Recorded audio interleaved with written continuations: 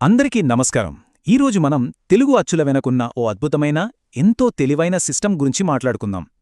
చూడటానికి ఇదేదో కష్టంగా అనిపించొచ్చు, కానీ నమ్మండి, ఇది చాలా సింపుల్. ఇంకా చెప్పాలంటే చాలా లాజికల్గా ఉంటుంది. పదండి మరి దీని సంగతేంటో చూద్దాం. సరే, ముందుగా ఈ ప్రశ్న గురించి ఆలోచిద్దాం.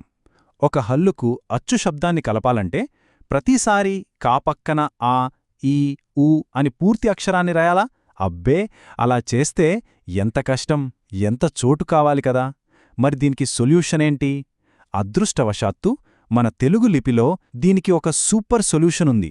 ఆ సొల్యూషనే ఈ అచ్చు గుర్తులు. అవును, మనం చిన్నప్పుడు నేర్చుకున్న గుణింతాలు అవే. ఈ చిన్న చిన్న సింబల్స్ హల్లులకు జతచేరి వాటికి రకరకాల అచ్చు శబ్దాలను ఇస్తాయి. ఎంత స్మార్ట్ సిస్టమ్ కదా. అన్నట్టు ఈ ఐడియా కేవలం మన తెలుగుకే సొంతం కాదు. మన దేశంలోని చాలా భాషల్లో, ప్రపంచంలో కూడా ఇదే సిస్టమ్ ఫాలో అవుతారు. అంటే మనం నేర్చుకుంటున్నది కేవలం గుర్తులు కాదు, వాటి వెనకున్న సౌండ్ సిస్టమ్. ఇది చాలా ఇంపార్టెంట్ పాయింట్. ఓకే, మరి మన జర్నీ ఎక్కడ మొదలవుతుంది? ఓ చిన్న, దాదాపు కనిపించని అచ్చుతో, తెలుగులోని అత్యంత ప్రాథమికమైన శబ్దంతో.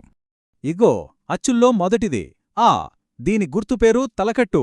ఇక్కడ అసలు మ్యాటరేంటంటే, ఈ తలకట్టు చాలాసార్లు ఆల్రెడీ హల్లులోనే ఉంటుంది. మనం దాన్ని ప్రత్యేకంగా పెట్టకర్లేదు. చూడండిక్కడ కా అని రాస్తే ఆ పైన ఉన్నది తలకట్టే. అంటే ప్రతి హల్లులోనూ బై డిఫాల్ట్ ఆ సౌండ్ వచ్చేసిందన్నమాట. ఇదొక రకంగా సిస్టమ్ యొక్క డిఫాల్ట్ సెట్టింగ్ లాంటిది. సూపర్ గదా.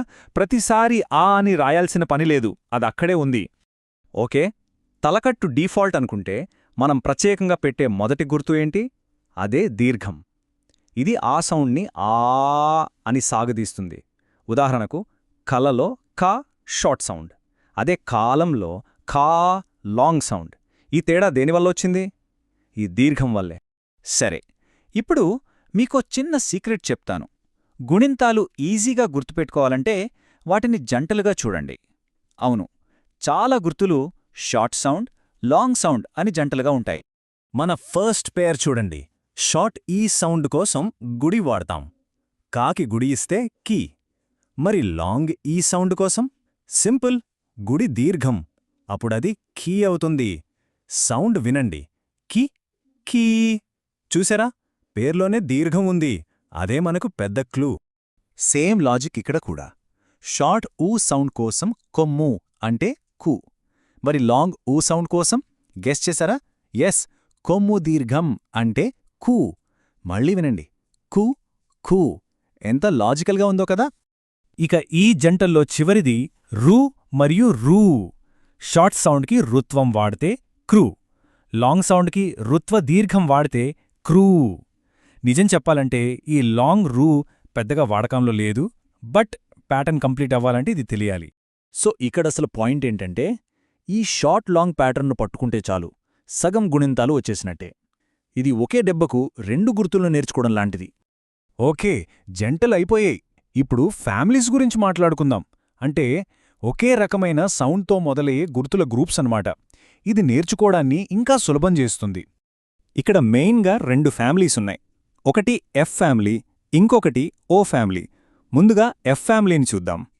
ఫస్ట్ ఏ ఫ్యామిలీ. షార్ట్ ఏ సౌండ్ కోసం ఇత్వం వాడతాం, కే. దాని లాంగ్ సౌండ్ ఏ కోసం ఏత్వం, కే. ఆ తర్వాత ఐ సౌండ్ కోసం ఐత్వం, కై. ఇప్పుడు ఆ మూడు గుర్తుల షేప్ చూడండి, ఒకేలాంటి బేస్ ఉంది కదా. అందుకే ఇవి ఒక family. Same to same O family కూడా.